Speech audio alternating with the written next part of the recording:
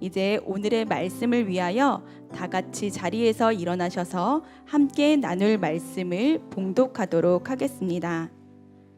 오늘의 말씀은 시편 22편 1절부터 3절까지의 말씀입니다. 저와 함께 합독하도록 하겠습니다. 함께 읽겠습니다. 내 하나님이여, 내 하나님이여, 어찌 나를 버리셨나이까? 어찌 나를 멀리하여 돕지 아니하오시며 내 신음소리를 듣지 아니하시나이까?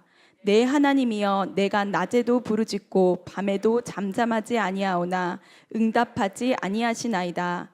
이스라엘의 찬송 중에 계시는 주여, 주는 거룩하시니이다. 아멘. 네, 모두 자리에 앉으시겠습니다. 이제 목사님께서 나오셔서 찬양의 능력이라는 제목으로 말씀 전해 주시겠습니다. 할렐루야. 순전한 교회 주일 예배에 나오신 여러분 모두를 주님의 이름으로 환영합니다. 참 잘 오셨습니다. 우리 옆에 분에게 다시 한번 인사할까요? 하나님이 우리와 함께 하십니다. 하나님이 우리와 함께 하십니다. 아멘. 예, 잘 오셨습니다. 기도하고 말씀 전하겠습니다. 하나님, 오늘 예배 가운데 함께 하시는 주님을 기대하고 소망하며 주님 앞에 섭니다. 우리에게 말씀하여 주시고 우리에게 도전하여 주시고 주님의 마음 함께 누리며 서는 시간 되도록 은혜 베풀어 주시옵소서. 이 시간 우리에게 말씀하시는 주님 안에서 찬양을 회복하기를 원하고 그 찬양의 능력을 함께 누리기를 원합니다. 한 사람도 그냥 돌아가지 않게 하시고 찬양의 능력을 소유하며 찬양의 능력을 경험하며 주님과 함께 온전히 서는 은혜를 허락하여 주시옵소서. 감사드리며 예수 그리스도 이름으로 기도합니다. 아멘. 마이크 조금만 더 키워주시면 감사하겠습니다. 지난주에 우리가 예배 때 드리는 감사에 대해서 나누었고 찬양의 의미를 함께 살펴보았습니다. 많은 분들이 찬양을 하지만 찬양의 참된 의미를 모르고 하는 경우가 얼마나 많았는지 한번 돌아보시면 나도 그런 사람이 아니었나 생각이 드실 겁니다. 여러분 잘 보시면요, 의미를 알고 하는 일과 의미를 모르고 하는 일은 그 동기와 지속성에 있어서 큰 차이를 보입니다. 그래서 신앙생활을 하면서 왜라는 질문을 정말 많이 하셔야 됩니다. 그리고 그 왜라는 질문 속에서 성경 안에서 배우고 새기는 시간을 가지는 것이 필요합니다. 기도도 왜 기도해야 되는지를 알면 기도하는 자세가 바뀌게 되어 있습니다. 예배도 우리가 계속 나누지만 왜 예배해야 하는지를 알게 되면서 우리의 예배가 더 깊어지고 새로워지는 것이죠. 찬양은 말씀드린 것처럼 하나님의 행하심, 거기에 초점이 맞춰져 있습니다. 그래서 하나님께서 우리에게 하신 그 놀라운 일들을 자랑하고 칭찬해드리는 다양한 방법들입니다. 다음 주에는 찬양이 어떻게 드려지는가, 어떤 방법으로 드려야 되는가, 어떻게 찬양해야 하는가 하는 부분들을 자세하게 살펴볼 텐데 보면 그런 다양한 방법들이 있어요. 철저하게 하나님의 행하심에 초점이 맞춰져 있는 시간이 바로 찬양 시간인 것이죠.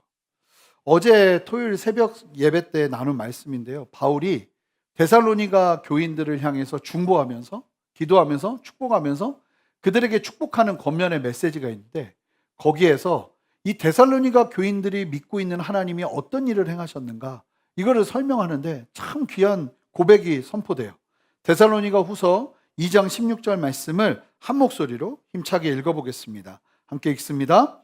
우리 주 예수 그리스도와 우리를 사랑하시고 영원한 위로와 좋은 소망을 은혜로 주신 하나님 우리 아버지께서, 하나님을 소개하는데 뭐라고 말씀하시냐면 주 예수 그리스도와 우리를 사랑하시고 영원한 위로와 좋은 소망을 은혜로 주신 하나님이 바로 너희의 하나님, 우리의 하나님이다 고백하는 거예요. 바로 예수 그리스도를 통한 구원과 영생을 주셨는데 그것을 뭐라고 표현하냐면 영원한 위로라고 표현합니다. 어떤 상황 속에서도 변함없이 누릴 수 있는 충분한 위로가 구원받는 우리들에게 있다는 겁니다. 여러분 예수 그리스도를 구주로 믿으십니까? 크리스찬들이 모여있는 곳에서 이렇게 적으면 안 되죠. 여러분 예수 그리스도를 구주로 믿으십니까? 아멘이잖아요. 그러면 예수 믿는 사람들은 무조건 모두에게 이 영원한 위로가 있다는 겁니다. 한 번만 쓰고 마는 위로가 아니라 보통 사람들이 위로하면 그때만 이렇게 딱 되고 다음에 또 해야 되잖아요. 아내가 힘들어져도 남편들은 그때만 위로하는 게 아니라 다음에 또 해야 됩니다. 근데 영원한 위로가 있다는 게 이거 그럼 나 안 해도 되는 거잖아요. 한 번에 끝나는 거잖아요. 그런 게 있다는 거예요. 믿는 자들에게 힘들고 어려웠다가도 그것만 생각하면 또 위로가 되고 힘들고 지치다가도 또 그것만 생각하면 위로가 되는 그 영원한 위로가 있다는 거예요. 그게 뭐예요? 바로 예수 그리스도의 구원. 이것이 영원한 위로가 된다는 것이죠. 이 영원한 위로가 있는 이상 우리는 하나님을 자랑할 충분한 이유가 있는 것입니다. 여러분의 삶의 고단함 속에서 하나님을 바라보는 눈이 희미해지셨나요? 영원한 위로를 꺼내보시기 바랍니다. 예수님의 그 놀라운 십자가 구원의 은혜를 기억하시기 바라요. 찬양이 터져나오는 은혜, 위로가 되고 또 위로가 되는 역사가 우리에게 일어날 줄 믿습니다. 오늘 설교 제목이 찬양의 능력인데요. 이렇게 우리가 하나님을 전심으로 찬양할 때 이 찬양을 통해서 우리가 누리는 능력이 있습니다. 여러분, 찬양은요, 능력이 있습니다. 힘이 있습니다. 찬양 자체가 가져다주는 어떤 특별함들이 있습니다. 오늘은 그걸 살펴볼 거예요. 그래서 함께 살펴보면서 그 능력이 나에게도 경험되어지고, 그리고 어쩌면 그 능력이 너무나 필요한 딱 절대 맞는 상황 가운데 있는 분들이 계신다면 그 능력을 소유하면서 돌파해내시는, 참된 은혜 위에 서시는 그 놀라운 역사가 이 시간 우리 모두에게 있었으면 좋겠습니다. 자, 그러면 찬양의 능력을 살펴볼 텐데요. 여러 가지를 살펴볼 겁니다. 여러분, 첫 번째, 우리가 찬양을 하기 시작할 때 온전한 회복이 우리의 삶 가운데 시작됩니다. 여러분, 찬양 가운데 온전한 회복, 그 첫 걸음이 시작된다는 사실을 기억하시기 바랍니다. 이사야 43장 21절 말씀 한번 큰 소리로 읽어주시기 바랍니다. 시작.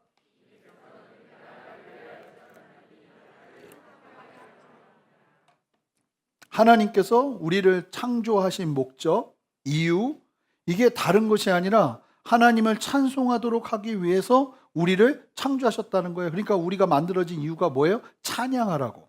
여러분, 찬양은 생각보다 훨씬 중요한, 우리에게 있어서는 중요한 것이 됩니다. 우리의 이유예요. 내가 살아가야 되는 이유. 우리가 원래 창조된 목적대로 서기 시작하는 건 어디서부터 시작되는 거냐면 그 이유에 합당하게 서는, 찬양의 자리에 서는 은혜 위에 있을 때 시작되는 거예요. 탕자가 아버지가 싫다고 집을 나갔습니다. 자기 마음대로 막 살다가 모든 것들을 다 탕진하고 돼지 쥐염 열매를 먹으면서 눈물 어린 시간을 보내다가 아버지 집이 떠오릅니다. 돌이키고 싶고 회복하고 싶은 거예요. 그러면 탕자가 해야 되는 게 무엇일까요? 탕자가 회복하기 위해서 해야 되는 가장 첫 번째 걸음이 무엇입니까? 아버지 집으로 가는 겁니다. 하나님을 찬양하기 시작한다는 것은 그 이상의 의미가 있습니다. 우리를 창조하신 하나님의 목적대로 서기 시작할 때, 하나님이 말씀하신, 나를 창조하신 목적대로 내가 하나님을 찬양하기 시작할 때 내가 본연의 모습대로 회복되어지는, 마치 탕자가 아버지의 집에 들어가는 것과 같은 역사가 우리 안에 시작되는 것입니다. 그렇게 하나님의 목적대로 서기 시작하면서 그 찬양의 자리에서 우리의 존재 이유를 발견하게 되는 것이죠. 그러니까 사실은 찬양을 열심히 하다 보면 내가 살아야 될 이유를 발견하기 시작합니다. 내가 왜 숨을 쉬어야 하는지, 내가 오늘도 왜 힘을 내어서 이 땅을 살아내야 하는지, 그 모든 이유와 목적들이 찬양 가운데 풀어지기 시작하는 것입니다. 저는 개인적으로 그래요. 이 찬양하는 자리에 있으면 내가 살아있구나, 내가 살아야 될 이유가 여기 있구나 하는 것들을 참 많이 느끼게 되는 것 같아요. 여러분들 안에도 이러한 은혜가 있으시기를 주님의 이름으로 축복합니다. 그럼 내 삶이 어떻게 회복돼야 될까? 막연하잖아요. 찬양의 자리에 먼저 서는 거예요. 우리의 가정이 무너졌어요? 힘들어요? 어려워요? 어떻게 이 가정이 온전해져야 될까? 여러분, 아무것도 아닌 것 같아도요, 가정에서 찬양을 시작하기 시작할 때, 찬양을 하나님께 온전히 올려드리기 시작할 때 그 가정의 참된 회복이 시작되는 거예요. 그래서 가정 예배가 아무것도 아닌 게 아니라 안 되겠다 싶으면 그때 같이 모여서 하나님의 이름을 찬양하기 시작하고 하나님의 이름을 높여드리기 시작하면서 함께 주님을 바라보는 은혜, 그 은혜 위에 회복이 시작되는 것입니다. 두 번째요, 여러분, 찬양은요, 여러분들이 찬양 열심히 하시잖아요. 여러분들의 마음밭을 갈아줍니다. 성경에서 찬양이라는 말이, 용어가 누구를 통해서 가장 먼저 고백되어지는지 아십니까? 아주 의아해요. 뜻밖의 사람이에요. 아브라함, 다윗, 모세 이런 사람이 아니고 이 사람이, 하는 사람이 찬양을 가장 먼저 고백했어요. 누구냐면 요셉이 아니죠. 야곱의 첫 번째 부인 레아가 찬양이라는 말을 성경에서 처음으로 입에 닮습니다. 이 레아가요, 이렇게 은혜 있는 여인이 아닙니다, 별로.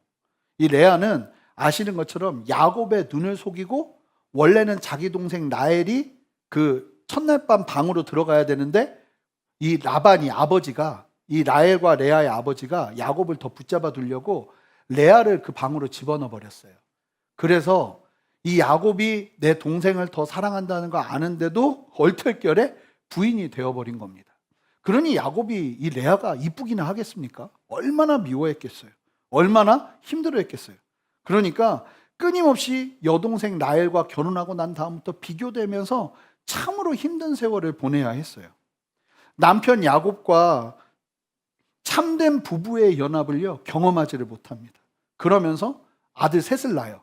르우벤, 시므온, 레위, 이렇게 3명의 아들을 낳고 났는데 놀라운 사실은 그렇게 애 셋을 낳고 나니까 야곱이 레아를 좀 받아주기 시작했던 것 같아요. 인격적으로 연합이 일어나기 시작했던 것 같아요. 그러면서 레아의 인생에 빛이 비춥니다.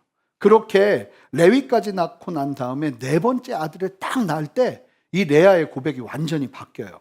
그러면서 이때 찬양이 고백되거든요. 창세기 29장 35절 말씀 함께 읽습니다. 그가 또 임신하여 아들을 낳고 이르되 내가 이제는 여호와를 찬송하리로다 하고 이로 말미암아 그가 그의 이름을 유다라 하였고 그의 출산이 멈추었더라. 하나님을 찬송할 힘이 생기고 하나님이 역사하시는 변화가 일어난 거예요. 그러자 이 레아가 하나님을 찬양합니다 하고 테일라라는 단어를 이때 사용하면서 하나님을 찬양한다는 고백이 레아 입에서 터져나와요. 그러니까 부부관계가 굉장히 안 좋으신 분은 애 3 이상은 낳아봐야 그 다음에 회복될 가능성이 있다고 해석하면 안 되는 겁니다. 그렇게 해석하면 안 되고, 그럼에도 불구하고 이 레아가 그렇게 힘들고 어려운 시대 속에서, 상황 속에서 하나님이 일하시는 걸 보면서 아들 이름을 유다라 짓는데, 이 유다는 이름 자체가 하나님을 찬양한다는 뜻이 있어요. 아들 이름이 찬양이에요. 그래서 그 다음부터 성경에 유다가 상징적으로 계속 등장합니다. 유다의 자손 중에 다윗이 태어나고, 아시는 것처럼 예수님도 유다의 계보 속에서 예수님이 태어나시게 되죠. 이 유다가 구약 성경에 끊임없이 등장을 하는데 상징적인 의미를 가져요. 유다가 뭘 하고, 유다에게 내가 이렇게 할 것이고, 이렇게 얘기하시잖아요. 그러면 유다는 그냥 이퀄 해가지고 찬양이다 이렇게 보시면 돼요. 그러니까 유다가 나오면 그거는 찬양이라는 의미라고 보시면 돼요. 그런 의미에서 시편 114편 2절 말씀을 함께 보시면 한번 읽어볼까요? 유다는 여호와의 성소가 되고 이스라엘은 그의 영토가 되었도다. 이게 무슨 얘기입니까? 이 의미를 해석이 쉽죠. 유다는 찬양이라고 그랬잖아요. 찬양하기 시작할 때 그곳이 여호와의 성소가 된다는 거예요. 이스라엘은 하나님의 백성들을 의미해요. 하나님의 백성들이 하나님의 영토라는 거예요. 그런 의미로 이렇게 해석이 쭉 되는 겁니다. 또한 호세아 10장 11절을 보면 아주 재밌는 말씀이 있는데, 유다에 대한 또 다른 언급이 나오는데 10장 11절 보시면 뭐라고 말하냐면, 맨 마지막 구절에 보면 유다가 밭을 갈고 야곱이 흙덩이를 깨트린다고 이야기해요. 유다가 밭을 간다는 거예요. 이스라엘의 그 힘들고 어렵고 엉망이 된 밭을 유다가 갈게 될 거라고 이야기하고 있어요. 그러면 그 유다가 뭡니까? 찬양이죠. 여러분, 찬양이 우리의 마음밭을 갈기 시작하는 겁니다. 기경이 일어나기 시작하는 겁니다. 여러분, 성도님들께서 한 주간 어떻게 지내셨습니까? 하루하루 정신없이 바쁘게, 어떤 분들은 뭐 아침에 새벽 예배도 같이 드리고, 그 다음에 기노스코 성경 읽기도 다 같이 하고, 그러면서 기도하면서 하나님의 은혜 가운데 잘 보내는 분들도 계시지만, 어떤 분들은 아침에 눈 뜨면 정신없이 하루를 시작하면서 그렇게 일주일을 정신없이 보내다가 이 자리에 오신 분들도 계세요. 아닌 척 하지 마시고 계세요. 네, 계십니다. 그런데요, 그런 상황에서 예배를 드리면 마음이 어떻겠습니까? 이 온갖 잡초들로 가득한 상황은 아닐까요? 막 돌덩이도 앉아있고 막 장애물들도 있고, 하나님의 말씀이 내 마음밭에 뿌려져야 되는데 여전히 내 마음은 잡초들로 가득하고, 그 상황에서 뿌려지는 씨가 어떻게 열매를 맺겠어요? 여러분, 그러면 그럴 때 어떻게 여러분들의 그 마음밭이 갈린단 말입니까? 바로 찬양이 있는 거예요. 여러분들이 전심으로 주님을 찬양하기 시작하고 하나님의 이름을 높여드리기 시작하잖아요. 여러분들의 마음밭이 갈리기 시작합니다. 기경되기 시작합니다. 예배를 전체적으로 인도하는 목회자 입장에서도 너무나 분명하게 보는 게 뭐냐면 이 찬양이 너무나 중요한 이유인 것은 다른 게 아니라 제가 이렇게 서보면 알아요. 여기. 찬양이 뜨겁게 드려지고 나서 말씀을 전하려고 이 자리에 서면요. 사실은 제가 필요한 게 아니라 그냥 전 선포만 하면 돼요. 그러면 여기에 성도님들의 마음밭이 이미 갈려져 있기 때문에 그냥 말씀이 쑥쑥 들어가서 그 말씀이 여러분들의 삶 가운데 막 어우러지면서 열매가 나타나기 시작하고 줄기가 나오기 시작하고 막 그런 역사들이 일어나게 되는 거죠. 찬양이 아무 의미 없는 게 아니에요. 제가 농사를 2년 동안 농사를 졌다기보다는 농산일을 좀 해본 적이 있습니다. 옛날에는 제가 있었던 선교단체에서 선교농장이라는 걸 하고 있었는데 그 선교농장이 바로 제가 있던 데 옆에 있었어요. 근데 그 농사를 짓는 데를 보면 저희 그 선교센터에 있는데 바로 앞에 엄씨 아저씨 밭이 있었습니다. 엄청난 이 농사의 천재세요. 이 엄씨 아저씨. 보면요. 한 번 수확하고 나고 그 땅을 가만히 안 둬요. 또 갈아엎어요. 그러고 나서 또 그렇게 한 3번, 4번의 농사를 짓거든요. 그런데 기가 막힌 게 뭐냐면 그 지저분했던 게요. 그 엄씨 아저씨가 오늘 좀 이제 농사 져야겠다 하고 트랙터를 갖고 한 반나절을 싹 갈아엎습니다. 그러면 막 돌덩이가 왜 그렇게 나오는 거예요? 그렇게 갈았는데 한 3, 4개월 있다가 다시 갈면요. 또 돌덩이가 나와요. 꼭 우리 마음 같아요. 우리가 한 번 이렇게 가는데도요. 왜 이렇게 우리 마음에 돌덩이가 많은 거예요? 그러니까 우리가 뭐 해야 되냐면 찬양 가운데서 우리의 마음이 기경되는 역사가 필요한 거예요. 그렇게 한번 싹 갈고 나면요. 그 지저분했던 밭이 깨끗해져요. 그리고 그 위에 씨를 뿌리는 거예요. 그럴 때 열매가 맺혀지는 것이죠. 여러분 우리의 마음이요. 그렇습니다. 한 번 갖고 안 돼요. 매주마다 어떻게 이렇게 돌덩이가 나오는지 몰라요. 근데 우리가 전심으로 하나님을 찬양하기 시작하잖아요. 그때 하나님께서 우리의 마음밭을 기경하세요. 그래서 힘들고 어려운 상황 속에서 많은 분들이 어떤 선택을 하냐면 찬양 때 그냥 마음을 둬요. 오늘은 좀 힘이 안 된다. 왜 이렇게 박수들을 쳐? 난 힘들어 죽겠는데. 막 이런 생각을 한단 말입니다. 그런데 그때 그 생각을 하는 게 아니라 내가 마음과 뜻과 정성을 다해서 이 말씀을 신뢰하고 내가 하나님을 찬양할 때 하나님이 내 마음밭을 기경하신다. 이 믿음을 가지고 전심으로 밭 가는 작업을 하는 거예요. 이 시간에. 밭 가시는 거예요. 자, 옆에 분에게 고백하세요. 밭 깔아야 합니다. 밭 깔아야 합니다. 밭 깔아야. 밭 가셔야 되는 거예요. 막 전심. 그 찬양이 그냥 이루어지는 게 아니라 밭 가는 심정으로 쥐 하면서 가는 거예요. 그러니까 찬양 때 갑자기 이러면 그냥 옆에서 보세요. 밭 가는구나. 이렇게 보시면 돼요. 막 밭 가는 사람들이 있어야 돼요. 오늘 내 마음이 막 오기 전에 막 싸우다가 막 정신없다가 애들한테 화내다 이러고 왔단 말입니다. 어떻게 우리가 하나님 앞에 온전히 서요? 밭 깔아야죠. 밭 가시는 거예요. 쥐 하고 밭 가시는 거예요. 주님 앞에 전심으로 찬양하시는 거예요. 그럴 때 우리의 마음밭이 갈리는 거예요. 이렇게. 그러고 나면 어느새 15분, 20분 만에 예배를 드리고 말씀이 선포되는데 여러분 마음밭이 고와져서 예배 드리기 전까지도 절대 용서하지 말아야지 했던 그 마음들이 사라지는 역사. 그 마음 속에서 많은 부분들이 정리되는 역사가 이미 예배 중간에 일어나야 되는 거예요. 저는 여러분들 안에 유다가 밭을 가는, 찬양이 밭을 가는 역사를 누리시기를 주님의 이름으로 축복합니다. 그래서 여러분 이 정도로 안 돼요. 찬양 때 더 전심으로, 좀 이따가 말씀드릴 텐데 찬양이요 그냥 찬양이 아니에요. 우리가 하는 찬양은 쉬운 게 아니에요. 이 찬양 시간이 많은 의지가 필요하고 많은 결단이 필요한 시간이에요. 그렇게 밭을 갈아내시는 저와 여러분 되시기를 바랍니다. 세 번째로 찬양은요 우리의 삶의 울타리를 지키는 성문이 됩니다. 여러분 지키고 싶은 게 있잖아요. 그러면 찬양을 거기에서 전심으로 하셔야 돼요. 여러분 가정을 지키고 싶으세요? 찬양이 전심으로 일어나야 돼요. 찬양이요 여러분들의 울타리의 성문이 됩니다. 우리 이사야 60장 18절 말씀 한 목소리로 읽어보겠습니다. 다시는 강포한 일이 내 땅에 들리지 않을 것이요 황폐와 파멸이 내 국경 안에 다시 없을 것이며 내가 내 성벽을 구원이라 내 성문을 찬송이라 부를 것이라. 여러분 구원이 우리의 삶의 성벽이라면 여러분 성벽에서 제일 중요한 곳이 어딘지 아세요? 성문이에요. 제일 튼튼하게 지어야 돼요. 그리고 성문 주변도 제일 튼튼하게 지어야 돼요. 여기는 계속 오고 가는 사람들이 있기 때문에 이 성문이 튼튼해야 돼요. 놀라운 사실은 뭐냐면 우리의 인생이 변화되고 거듭나고 난 다음에 우리의 삶의 울타리가 쳐집니다.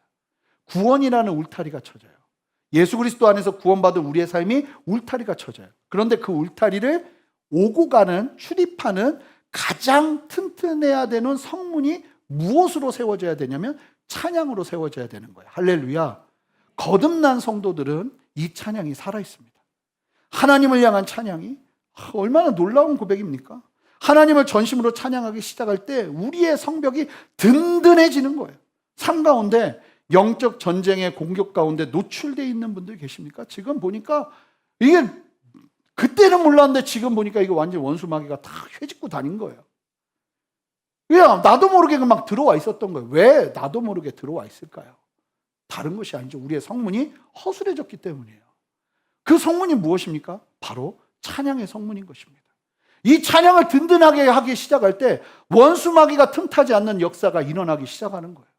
이 찬양이 우리 안에 전심으로 드려지기 시작할 때 우리의 울타리가 든든하게 지켜지는 역사가 일어나는 거예요.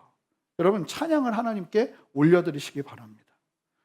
네 번째로, 여러분, 찬양은요, 하나님을 만나는 가장 좋은 길이 됩니다. 하나님을 만나는 가장 빠른 길이 됩니다. 오늘 본문 1절을 함께 읽어보겠습니다. 함께 읽겠습니다.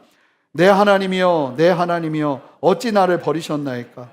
어찌 나를 멀리하여 돕지 아니하시오며 내 신음소리를 듣지 아니하시나이까? 영적인 침체를 경험하고 있어요, 다윗이. 아주 강력한 영적인 침체감을 경험하고 있죠. 어느 정도냐면 하나님이 나를 버리셨나? 이런 생각까지 하는 거예요. 하나님이 나를 버리셨나? 여러분, 신앙생활 하다 보면요, 많은 생각이 일어나는데 이런 생각까지 하려면 보통 일은 아니에요. 하나님이 날 버리신 게 아닌가? 그만큼 지금 하나님의 응답도 없어요. 하나님을 만나고 싶어도 만나지질 않아요. 내가 신음하는 고통 중에 있어도 하나님은 내 신음을 듣지 않으신 것 같은 영적인 단절을 느끼고 있는 겁니다. 얼마나 힘들었는지 2절에 이렇게 고백해요. 내 하나님이여, 내가 낮에도 부르짖고 밤에도 잠잠하지 않았대. 밤에도 막 소리치면서 나갔대요. 그런데 하나님이 응답하지 않더라는 거예요. 얼마나 간절하게 하나님을 찾고 부르짖었는지 낮에도 부르짖고 밤에도 잠잠치 않고 부르짖으며 기도하고 또 찾았는데 하나님이 응답을 안 하시는 거예요. 이럴 때 여러분, 참 우리들에게도 이런 때가 있죠. 이상하게 기도하는데 하나님이 안 들으시는 것 같고, 아무리 소리를 쳐도 벽에다 대고 소리치는 것 같고, 기도를 해도 마음의 평안함과 그것보다는 마치 거절당한 듯한 느낌을 받을 때가 분명히 있습니다. 신앙생활 하다 보면. 얼마나 감사해요. 우리만 그런 게 아니라 이 놀라운 하나님의 사람 다윗도 그런다니까 괜히 위로가 되는 것 같아요. 그러니까 영적인 리더는 너무 뛰어나도 안 좋고 허술한 점이 있어야 성도님들에게 큰 은혜가 된다는 생각을 다시 한번 해보았습니다. 하나님께 감사하면서 Praise the Lord 하면서 나갔습니다. 예. 이럴 때가 있어요. 참 아무리 기도해도 아무리 간구해도 하나님 앞에 나아가도 하나님이 나를 응답해 주지 않으시는 것 같은 거예요.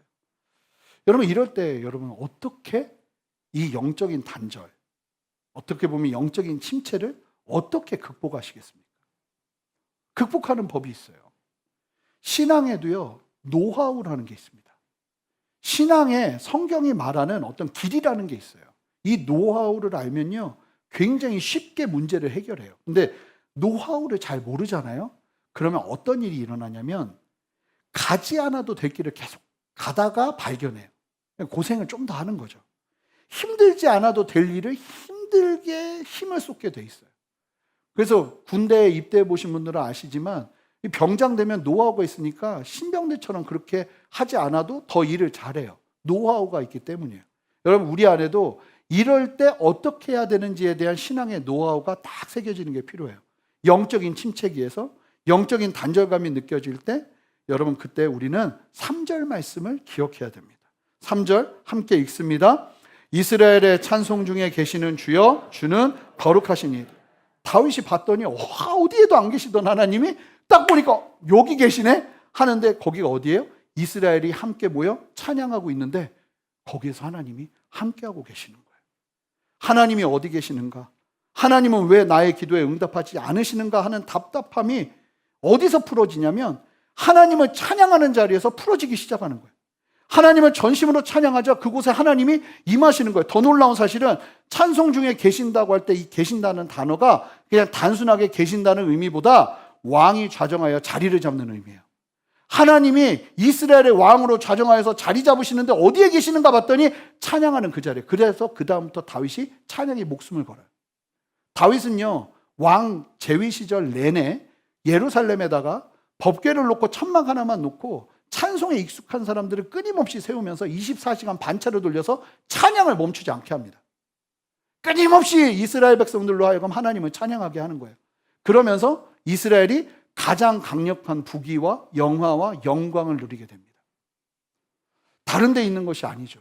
다윗이 보니까 하나님을 만나는 가장 빠른 길은 다른 데 있는 것이 아니라 하나님을 찬양하기 시작하니까 거기에 하나님이 계시더라는 거예요. 여러분, 그러니까 이게 노하우예요.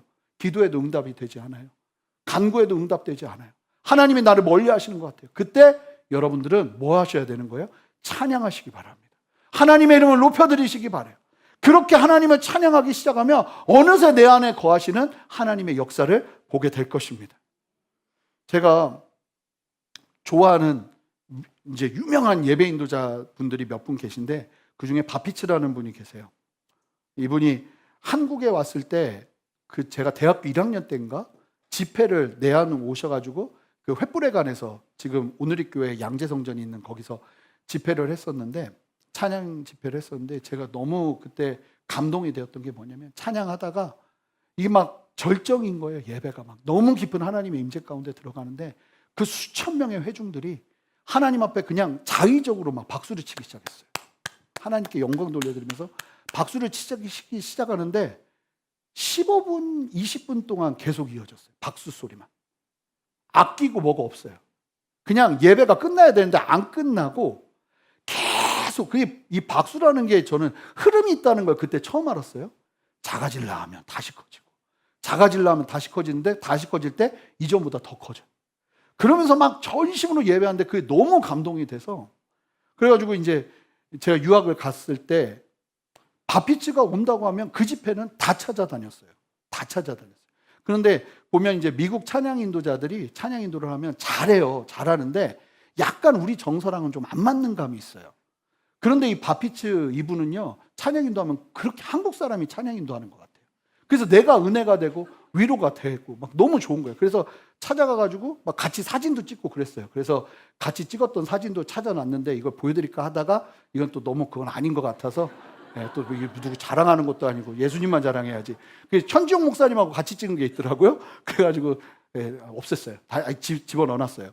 그리고 바피츠가 찬양 인도할 때 되게 미국에서 집회에 갔을 때 굉장히 은혜 받았던 게 뭐냐면 이분이 성적인 스캔들로 굉장히 쓰러진 적이 있어요. 그러고 난 다음에 찬양 인도를 하는데 부인이 같이 올라와요. 그래서 바피츠가 이렇게 막 찬양 인도하면 부인이 마이크도 잡지 않고 그냥 같이 올라와서 남편이 찬양 인도하고 있으면 이렇게 손을 딱 얹고 뒤에서 막 이렇게 막 같이 찬양을 해요. 처음 봤어요. 찬양 인도자하고 부인이 같이 나와서 찬양 인도하는 거. 근데 예배가 너무 좋은 거예요.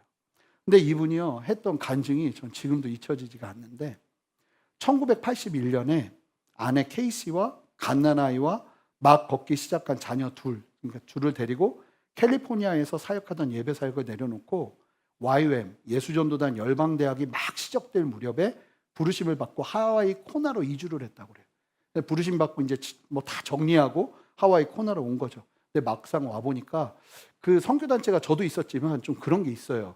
이게 굉장히 허술하고 좀 일도 체계적이지 않고 그러다 보니 그 딱 도착했는데 나에게 약속한 사역을 하는 게 아니라 이상한 사역들을 계속 시키는 거예요. 마음이 많이 어려웠는데 더 힘든 게 숙소였대요. 숙소가 준비가 되지 않았는데 사람들을 콜링한 거예요. 그래가지고 어디에다 숙소를 잡아줬냐면 그 당시 하와이 코나에서 커피 재배 농장을 하는 농장 그 이제 노동자들을 위해 지어놓은 오두막이 있었대요. 커피 재배 오두막이. 그래서 거기에다가 커피 건조하기도 하고 사람이 지내기도 하고 근데 뭐 얼마나 허술하겠어요. 거기에 이제 당분간 머물러야 된다고 집을 이제 배정해 준 거예요. 애 둘 데리고 딱 와서 봤는데 더 기가 막힌 건 한쪽 지붕이 없더래요. 이렇게 구멍이 뚫려 있는 거죠. 비가 안 오니까. 잘 안 오니까. 너무 기가 막혀가지고 막 마음도 힘들고. 근데 그 책을 보면 그분이 그런 고백을 하는데 이 줄의 마지막 끝을 잡고 있는 기분이었대요. 내가 잘한 게 맞나? 별의별 생각이 다 드는데, 근데 갑자기 마침 지역교회에서 특순을 요청을 한 거예요. 그래서 특순을 준비하려고, 특순 준비하다니까 이 기타를 잡고 이제 밤에 이제 찬양을 하기 시작하고 준비하기 시작한 거죠. 근데 이 찬양 인도자들이나 예배 사역자들이 대부분 그렇지만, 그렇게 투덜거리다가 기타 잡아도 이 기타 잡고 예배하기 시작하면 또 이게 은혜 가운데 들어가요. 그 밤에 이제 하와이 코나의 밤하늘을 보면서 이제 예배를 딱 드리면서 하나님 앞에 서는데 뭔가를 경험하기 시작하는 거예요. 하나님이 이 밭빛을 위로하기 시작한 거예요. 그러면서 하나님께서 이 밭빛에게 아주 강력한 임재로 역사하시면서 밭빛가 그 장소에서, 이 커피 재배하는 오두막에서 그 하나님의 놀라운 임재를 경험하면서 이 하늘을 봤더니, 진짜 막 하와이 코나의 밤하늘은 그렇게 아름답답니다. 언제 한번 가보는 은혜가 그렇게 아름답더래요. 하여간 막 그 밤하늘이 딱 보이는데 하나님이 막 위로하시는 거죠. 널 위해 준비한 지붕이야, 뭐 이런 식으로. 하여간 그러면서 위로받고 하다가 한 5분 만에 10분 만에 찬양 한 곡을 작곡했대요. 그 곡이 뭐냐면 사랑하는 나의 아버지래요. 가사를 보면 이래요. 사랑하는 나의 아버지, 이름 높여드립니다. 주의 나라 찬양 속에 임하시니 능력의 주께 찬송하네. 밭빛가 경험한 거예요. 이 초라하고 아무것도 없는 것 같은 원두막에 내가 하나님을 찬양하기 시작하니까, 여기가 하나님의 나라구나. 하나님이 이곳에 함께 하시는구나. 하나님이 임재하시는구나. 여러분, 찬양은 그런 힘이 있어요. 여러분들이 지치고 힘들고 어렵고 마음이 도저히 무언가를 붙잡을 수 없는 그 절박한 상황이라 할지라도 거기서 여러분들이 하나님을 찬양하기 시작하잖아요. 그러면 그곳이 하나님의 나라가 되기 시작합니다. 여러분들 안에 이 찬양이 살아있으시기를 주님의 이름으로 축복합니다. 오늘은 찬양, 설교 중간에 찬양하고 이런다고 또 끝나는 게 아니라 또 설교할 겁니다. 네, 잠깐 찬양. 절망적인 웃음이 이해합니다. 예, 사랑합니다. 그래도 자, 우리 함께 우리 사랑하는 나의 아버지 함께 좀 찬양하면서 함께 나가볼게요. 사랑하는 나의 아버지, 사랑하는 나의 아버지, 이름 높여드립니다. 주의 나라 찬양 속에 임하시니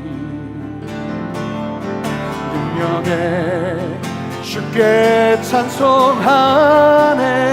사랑하는 나의 아버지, 다시 한번 고백합니다. 사랑하는 나의 아버지, 이름 높여드립니다. 주의 나라 찬양 속에 임하시니 능력에 주께 찬송하네. 전능하신 하나님 찬양 언제나 동일하신 주, 전능하신 하나님 찬양 영원히 다스리네. 다시 한번 고백합니다. 사랑하는 나의 아버지, 사랑하는 나의 아버지, 이름 높여드립니다. 주의 나라 찬양 속에, 주의 나라 찬양 속에 임하시니 능력의 주께 찬송하네. 전능하신 하나님 찬양 언제나 동일하신 주, 전능하신 하나님 찬양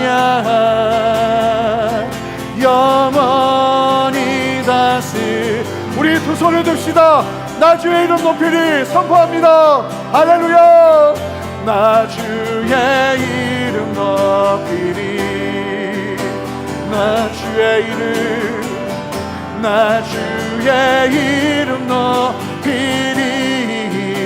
하늘 높이, 하늘 높이 올리 깃발처럼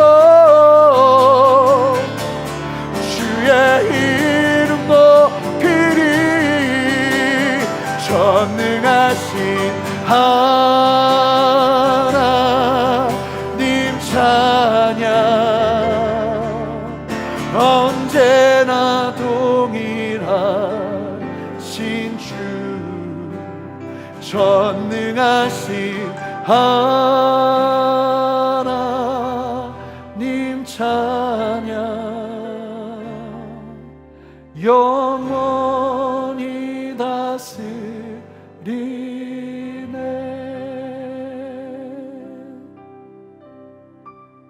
하나님, 주님을 만나는 그 짧은 길이 있는데 그 신앙의 노하우를 모르고 우리가 살아갑니다. 이제 말씀 앞에서 깨닫고 하나님이 느껴지지 않고 하나님 내 마음이 답답하고 내 마음이 힘들고 어려울 때 하나님 나의 찬양 중에 좌정하시는 왕 되신 주님을 만나는 그 노하우의 열매를 우리가 모두가 누리기를 원합니다. 주여 함께하여 주시옵소서. 예수님 이름으로 기도합니다. 아멘. 계속해서 살펴보겠습니다. 몇몇 분들이 설교 길다고 조금 힘들어하세요. 근데 적응하셔요. 길 없습니다. 그냥 계속 이렇게 할 겁니다. 자, 다섯 번째, 찬양을 통해 많은 사람들이 하나님을 의지하게 됩니다. 여러분, 시편 40편 3절 말씀 한 목소리로 읽어볼까요? 새 노래 곧 우리 하나님께 올릴 찬송을 내 입에 두셨으니 많은 사람이 보고 두려워하여 여호와를 의지하리로다. 여러분, 예배 중에 특순이 힘이 되는 이유가 이런 거 들으면서 노래를 얼마나 잘하냐 이런 거 듣는 게 아니라 그 찬양을 들으면서 내가 힘을 얻는 거예요. 그리고요, 이렇게 한 자리에 모여 찬양할 때 어떤 은혜가 있냐면 다른 사람들이 찬양하는 걸 보면서 그 고백을 통해서 나도 힘을 얻는 거예요. 이 찬양이 그런 어떤 효과가 있습니다. 능력이 있습니다. 그래서 우리가 전심으로 찬양할 때요, 사람들이 하나님을 두려워하기 시작하고 하나님을 의지하기 시작하는 역사가 일어나는 거예요. 그래서 이 자리에 함께 모여서 이렇게 같이 예배하다 보면 누군가는 의지할 힘도 없던 사람이 하나님을 막 의지하게 돼요. 그 찬양하는 모습을 보면서. 그래서 이게 단순하게 하나님을 자랑하고 하나님을 즐거워하는 게 얼마나 큰 힘이 되는지, 단순한 게 아닌 거예요. 단순한 것처럼 보이지만 여러분, 이런 은혜가 우리 예배 가운데 충만하길 바랍니다. 여섯 번째, 찬양하는 인생은 영원히 수치를 당하지 않습니다. 요엘서 2장 26절 말씀 여러분의 목소리로 힘차게 읽어주세요. 읽겠습니다.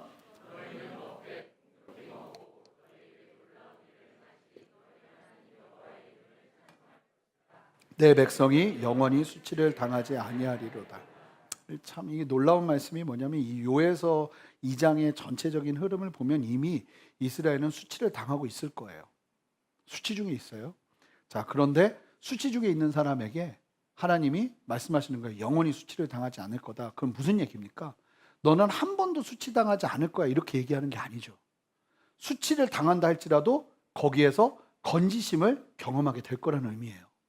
여러분, 우리가 하나님을 전심으로 찬양하잖아요. 그럼 하나님은 우리를 수치에서 건지십니다.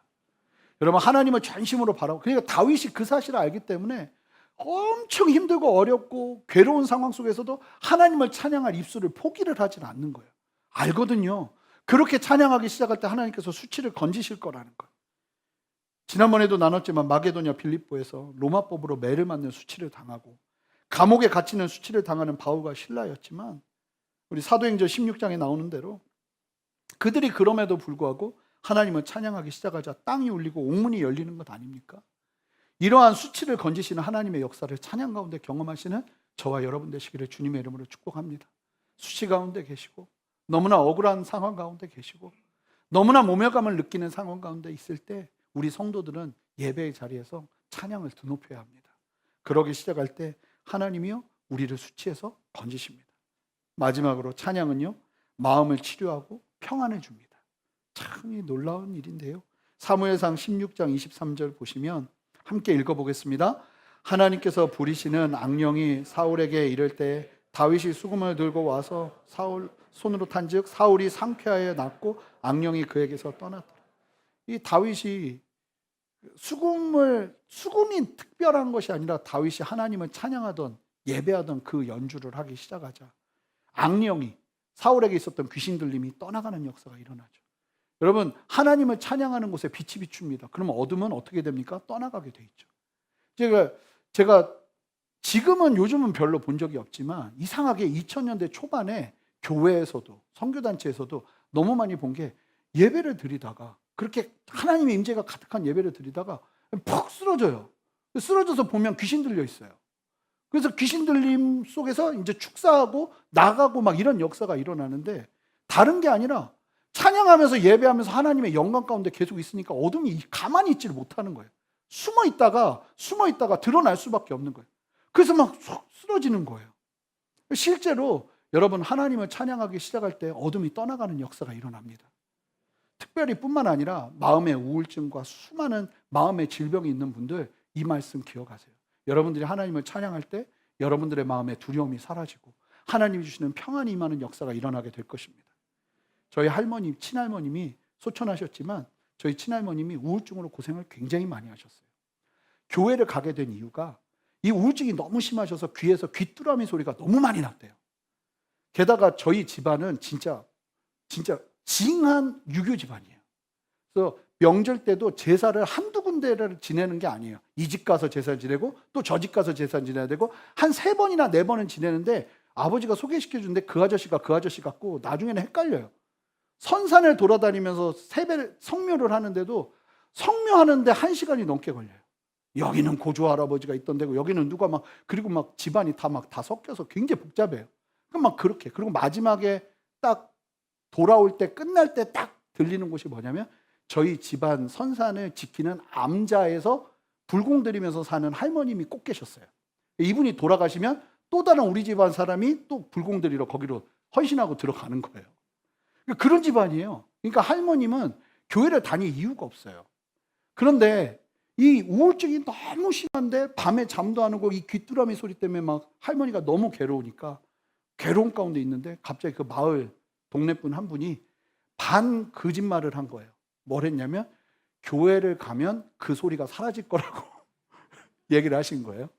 할머니가 그 말을 믿고 십리길 새벽 예배를 맨날 가셨어요. 걸어서. 이게 너무 괴로우니까 믿음이 있어서가 아니라.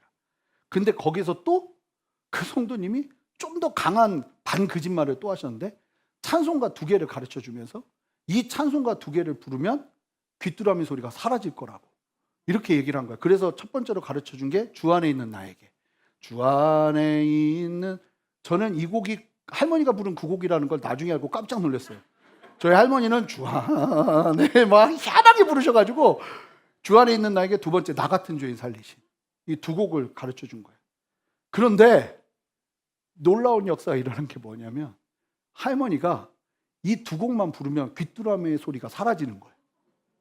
근데 더 놀라운 건 또 나요. 그러면 또 이 찬양을 불러야 돼. 그러면 또 사라져요. 나중에 할머니가 저희 집으로 오셔서 같이 지내시는데 방에 있다가 할머니가 주 안에 그러면 귀에서 귀뚜라미 소리 나는 거예요. 밤에도 주 안에 귀뚜라미 소리 나는 거예요. 그런데 할머니가 항상 저한테 하셨던 얘기가 태재야 신기하다 신기해. 이 찬양만 부르면 귀뚜라미 소리가 안 난다. 그러면서 할머니가 저희 할머니 진짜 재밌으시거든요. 제가 한번 얘기하지 않았네. 저희 할머니가 성경을 아침마다 주문처럼 외우시는 분이에요. 그래서 하나님께서 천지를 창조하셔서 막 이러면서 막 계속 읽으신단 말입니다. 그래서 성경을 도대체 몇 독을 하셨는지 몰라요. 근데 이제 할머니가 치매가 너무 심하셨을 때 제가 좀 불안해서 할머니한테 복음을 전하려고 하나님, 예수님께서 할머니 많이 사랑하시는 거 알죠? 그리고 아브라함 뭐 이런 거 다 아시죠? 그랬더니 아브라함이 날 알간? 그러시더라고요. 아브라함이 누군지 몰라. 성경을 수십 독을 했는데 아브라함이 누군지 몰라요. 왜? 너무 당황해서 성경 이야기를 했더니 성경에서 아는 거라고는 예수님밖에 없어요. 그러니까 그냥 주문처럼 읽으신 거예요. 그러니까 그러셨는데 죄송해요. 좀 삼천포 하나만 더 빠지면 할머니가 치매가 너무 심하셔서 예수님을 기억할까 너무 두려운 거예요. 걱정되는 거예요. 그리고 왜냐하면 저 빼고 모두를 기억을 못 하셨거든요. 참 신기했어요. 그런데 할머니가 쓰러지실 때 저희한테 하나님이 확증하듯이 뭘 보여주셨냐면 할머니가 그렇게 거울을 보고 욕을 하고 싸우고 그러셨어요. 본인하고. 근데 그 사진을 보면 사진하고 싸워요. 그런데 마지막에 할머님 쓰러지시는데 뭐가 같이 떨어져 있었냐면 예수님 그 사진 저렇게 율불이나 뭐 찰슴부른순처럼 맛있게 생긴 예수님 사진 있잖아요. 그게 있었거든요. 할머니가 그거 딱 붙잡고 쓰러지신 거예요. 그래서 딱 보면서 그래도 하나님께서 붙으셨구나 하는 확신을 저희 가족들한테 주셨다는 아름다운 얘기가 있는데 괜히 했다 싶긴 하네요. 네. 하여간 무슨 얘기냐면 치매 걸려도 하나님 복음 절대로 없애지 않으신다는 거예요. 저는 그거 봤어요. 근데 할머니가 그 얘기 하시는 거예요. 힘들고 어려울 때마다 그 찬송 부르면 마음에 평안이 온다. 참 신기하다. 그러면서 그 찬송을 그렇게 부르셨어요. 여러분 찬양 자체가 힘이 있어요.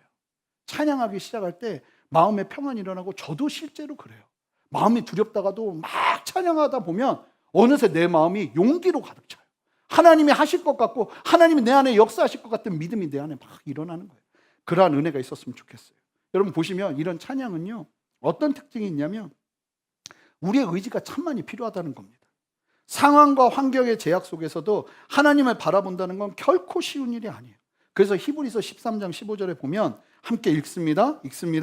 그러므로 우리는 예수로 말미암아 항상 찬송의 제사를 하나님께 드리자. 이는 그 이름을 증언하는 입술의 열매니라. 놀라운 사실은 뭐냐면 우리한테 도전하는 거예요. 예수로 말미암아 항상 찬송의 제사를 드리자고 하는데 찬양하자 이러는 게 아니라 찬송의 제사를 드리라고. 여러분 제사는 뭡니까? 제물이 들어가죠. 제가 특별 새벽 예배 때 이야기 나눴는데 말씀 나눴는데요. 사람들이 제물을 가지고 가잖아요. 그럼 그 제물 누가 잡는지 들으셨나요? 기억하시나요? 본인이 잡아야 돼요. 제사장이 잡아주는 거 아니에요. 본인이 직접 죽이고 본인이 직접 피를 빼고 본인이 직접 살과 피를 분리하고 내장을 제거해야 돼요. 굉장히 힘들고 어려운 작업이죠. 그런데 이 히브리서 기자가 찬양을 찬양의 제사라고 말하는 건 다른 게 아니라 찬양도요. 그런 수고와 인내와 정말 쉽게 말하면 아까 말씀드린 것처럼 밭 가는 것처럼 그렇게 우리의 마음과 심령을 일으켜 세워야 될 필요가 있는 게 찬양의 시간이라는 거예요. 여러분 제사는요 희생이 필요해요. 수고가 필요해요. 찬양도요 그냥 드려지는 게 아니에요. 찬양은 제사예요. 수고가 필요하고요. 우리가 찬양하기 위해서 많은 대가 지불을 감내하는 거예요. 다윗도 보면요. 그래서 찬양할 때 아예 마음에 이렇게 선포를 하고 하나님을 찬양합니다. 우리 힘차게 읽어보겠습니다. 시편 103편 1절 우리 선포하듯이 함께 읽습니다. 내 영혼아 여호와를 송축하라. 내 속에 있는 것들아 다 그의 거룩한 이름을 송축하라. 여러분 이렇게 내 영혼에게 선포하며 찬양의 제사를 드리며 나아가는 다윗이에요. 저와 여러분들에게 이 찬양의 수고가 있었으면 좋겠어요. 마음이 일어나지 않을 때 찬양의 제사를 드리며 마음을 일으키는 것입니다. 그렇게 주님을 바라볼 때 회복이 일어나요. 마음밭을 갈아줘요. 구원의 성문이 됩니다. 찬양을 통해 하나님을 만나는 좋은 길이 되고요. 내 주변에 사랑하는 사람들을 나의 찬양을 통해서 더 든든하게 세울 수 있어요. 수치에서 벗어나고요. 마음의 치료와 평안을 경험해요. 여러분 찬양은 누구를 위한 겁니까? 하나님을 위한 거죠. 하나님을 전심으로 찬양하고 딴짓도 안 해요. 하나님만 높여드려요. 그런데 결과를 보세요. 능력을 보세요. 하나님을 위한 게 어디 하나라도 있습니까? 다 우리를 위한 거예요. 하나님은 그런 분이세요. 여러분 그 좋으신 하나님을 정말 전심으로, 그래서요 우리의 인생의 돌파구는 찬양이어야 해요. 여러분 여러분들의 인생의 돌파구는 사람도 아니고 다른 어떤 것도 아니고 찬양이어야 해요. 그렇게 전심으로 찬양하며 외쳐내는 그 우리의 믿음의 고백을 통해 하나님은 찬양의 능력을 나타내 보여주실 거예요. 오늘은요 기도보다는 함께 그렇게 결단하고 찬양하는 시간 되었으면 좋겠어요. 그리고 여러분 찬양의 제사 마음밭을 귀경하면서 그렇게 나아가는 시간이 되었으면 좋겠어요. 우리 다 같이 일어나서 함께 주님 찬양하며 나가기 원합니다.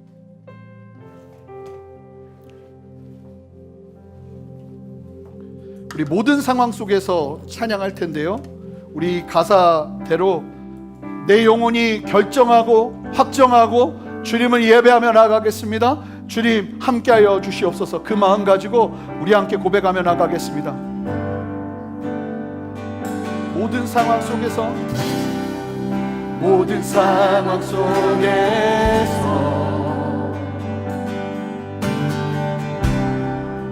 주를 찬양할지라. 주는 너의 큰 상급, 주는 너의 그 상급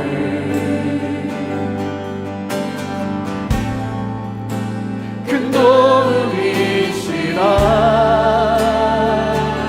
주의 얼굴 구할 때, 주의 얼굴 구할 주님의 그 놀라운 성령을 부으사 주의 영을 부으사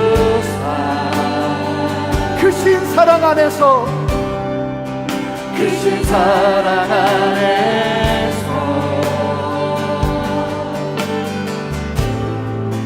주를 보게 하소서. 주의 능력을 보게 하시옵소서. 우리 함께 전심으로 선포합니다. 내 영혼이 확정되고 확정되어 아멘 아멘. 믿음의 눈으로 주를 바라봅니다. 내 영혼이 확정되고 확정되어 싸우니 믿음의 눈으로 주를 바라봅니다. 우리 다시 한번 선포합시다. 모든 상황 속에서, 모든 상황 속에서 주를 찬양할지라. 주는 너의 큰 상급 큰 도움이시라. 큰 도움이시라. 주의 얼굴 구할 때, 주의 얼굴 구할 때 주의 영을 부으사 주의 영을 부으사 크신 사랑 안에서, 크신 사랑 안에서 우리 두 손을 들고 전심으로 찬양합시다. 주를 보게 하소서. 내 영혼이 확정되고 영혼이 확정되고 확정되어 싸우니 믿음의 눈으로 내 영혼이 결정하며 나갑니다. 주님을 찬양하며 나갑니다. 내 영혼이 확정되고 확정되어 싸우니 믿음의 눈으로 주를 바라보. 내 영혼이 확정되고 확정되어 싸우니 내 영혼이 확정되고 확정되어 싸우니 믿음의 눈으로 주를 바라봅니다. 내 영혼이 확정되고 확정되어 싸우니 믿음의 눈으로 우리 더 전심으로 내 영혼이 확정되고 목소리 높여 고백합니다. 영혼이 확정되고 확정되어 싸 믿음의 눈으로 주를 바라봅니다. 내 영혼이 확정되고 확정되어 싸우니 믿음의 눈으로 주를 바라봅니다. 우리 하나님 선포합니다. 주를 찬양. 주를 찬양 손을 들고 찬양 전쟁은 나에게 속한 것 아니니 주를 저는 할렐루야. 전쟁은 하나님께 속한 것이니. 우리 3절을 고백합니다. 주위를 둘러보며 주위를 둘러보면 아무도 아멘. 믿음의 눈을 들며 믿음의 눈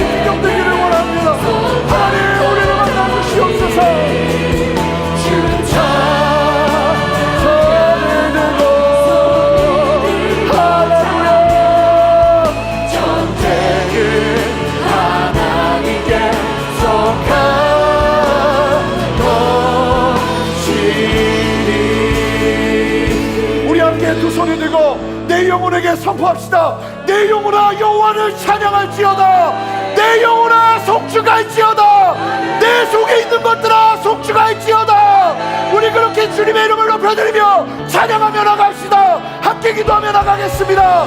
함께 기도합니다. 찬양 아멘. 우리의 찬양이 역사하시는 주님을 찬양합니다. 하나님의 찬양이 있으면 주셔서 아버지 하나님 우리 안에 찬양을 온전하게 되어지기를 원합니다. 아버지 하나님 주님을 찬양하는 우리 안에 온전하게 이루어지기를 원합니다. 아버지 하나님 영원히 하나님 없는 아버지 하나님 하나님 참된 찬양 우리 안에 일어나기를 원하오니 성령의 역사하시고 말씀하여 주옵소서. 두려워하지 않게 하옵소서. 아버지 주의 안에 있게 하옵소서. 아버지만을 바라보며 주님 앞에 설 수 있도록 주여 역사하여 주시옵소서. 할렐루야. 주님 말씀하시는 주님을 찬양합니다. 이 자신은 주님을 찬양합니다. 아멘. 주님 역사하시고 말씀하여 주셔서 찬양이 나오게 하시고 찬양이 일어나게 하시고 아버지를 향한 믿음의 고백이 일어나게 하시고 주님만을 바라보며 전심으로 일어나는 찬양의 고백이 일어날 수 있도록 주여 역사하여 주옵소서. 아멘.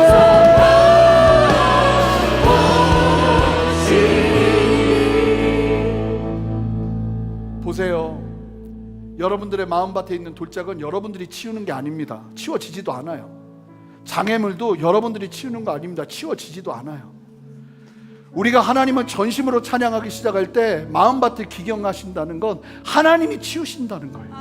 하나님이 갈아엎으신다는 거예요. 여러분 두려워하지 마세요. 근심하지 마세요. 여러분 하나님 앞에 근심하는 것도 교만이고요, 죄악이에요. 하나님 신뢰하면서 그분을 전심으로 찬양하시기 바랍니다.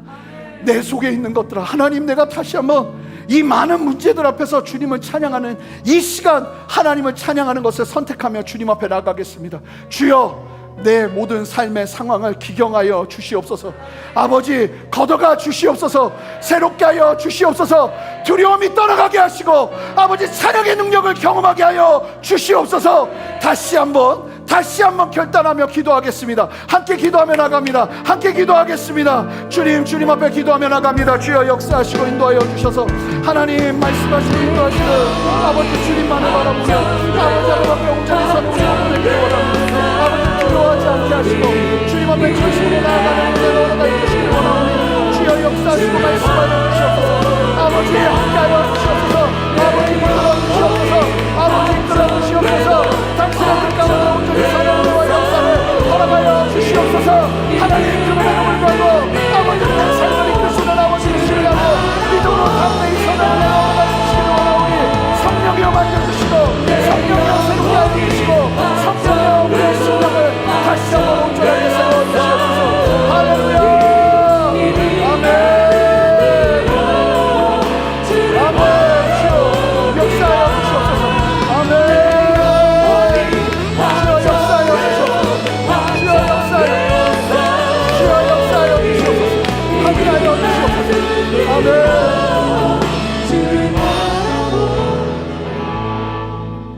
마지막으로 기도할 텐데 좀 다른 기도지만 우리가 좀 나라를 위해서 기도해야 될 필요가 있는 것 같아서 오늘 대표기도 때도 선포된 내용이지만 지금 차별금지법이 통과되려고 하는데 이게요 정치적인 어떤 노선이냐의 문제가 아니라 이 차별금지법이 통과되면 성정체성 교과서부터 바뀝니다. 남자와 여자가 아니라 거기서 플러스 되기 시작해요. 아이들이 초등학교 3학년부터 미국은 지금 네가 느끼는 성정체성대로 화장실 가라고 그래요. 목욕탕에서 남자가 여자 목욕탕을 들어가도 법적으로 제재를 가하지를 못합니다. 그 사람이 성정체성을 여자라고 느끼기 때문에. 그런 수많은 혼란들이 일어나기 시작하고 많은 것들이 죄악을 죄악으로 이야기하지 못하는 일들이 일어나게 될 텐데 실제로 그 법안이 발의되고 있고 지금 우리가 좀 깨어서 기도할 필요가 있어요. 주님께서 너 그거 통과될 때까지 뭐 했냐 할 때 우리가 할 말 없으면 안 되잖아요. 주님 앞에 전심으로 기도해야 됩니다. 하나님, 이 나라는 주님의 손 안에 있습니다. 하나님의 뜻 안에 있습니다. 하나님, 이 나라 궁휼히 여겨주시고 아버지 차별금지법 주님 지켜주시옵소서. 아버지 이 나라의 종교의 자유와 아버지 온전한 믿음에 온전하게 설 수 있도록 주님 이 나라 우리가 궁휼히 여겨 주시옵소서. 하나님, 그 법이 통과되지 않도록 우리는 기도할 것입니다. 하나님, 사람을 통해 환경을 통해 역사하시는 주여 붙들어 주시옵소서. 우리 주님의 이름 한번 크게 부르며 기도합니다. 주여! 주님, 우리가 이 시간 기도합니다. 주님, 아버지 하나님, 주님 앞에 나라는 주님 앞에 올려드리며 기도합니다. 주님 역사하시고 인도하시고 함께하여 주셔서 아버지는 참여를 기뻐 받으세요. 아버지 건강의 위기가 있는데 아버지 이 나라의 참여를 기뻐하지 아니하도록 아버지 지키시고 보호하시는 아버지의 능력의 역사를 보게 하여 주시옵소서. 주님 역사하시고 함께하시는 주님을 찬양합니다.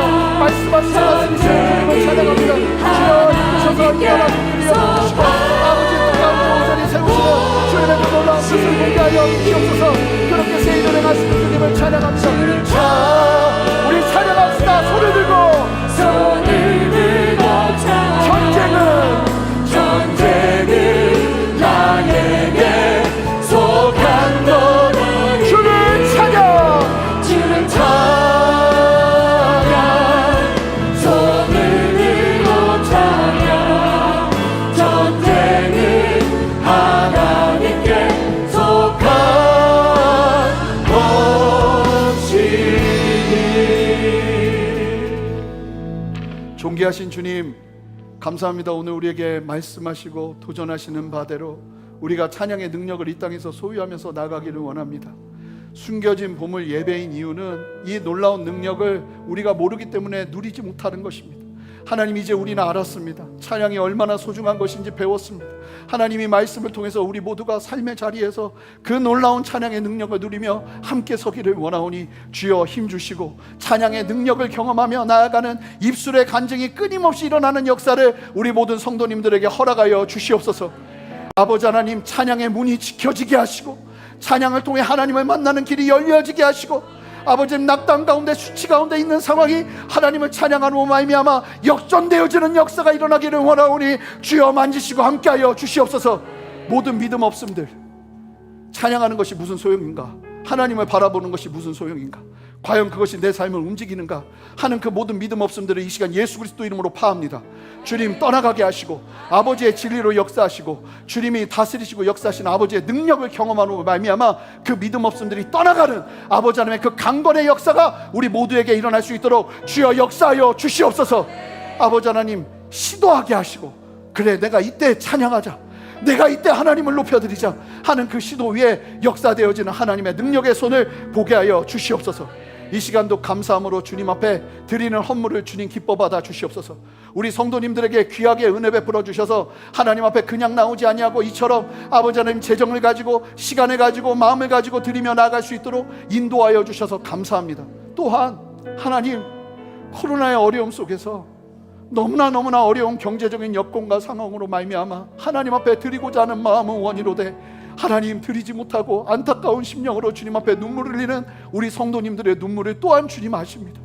주님 찾아가셔서 너의 마음, 너의 중심 내가 안다 말씀하신 아버지 하나님의 그 크신 위로 속에서 하나님이 주시는 능력으로 다시 일어날 수 있는 힘을 더하여 주시고 그 손이 마르지 아니하도록 하나님 도움의 손길과 환경의 손길과 환경의 여심을 보게 하여 주시옵소서.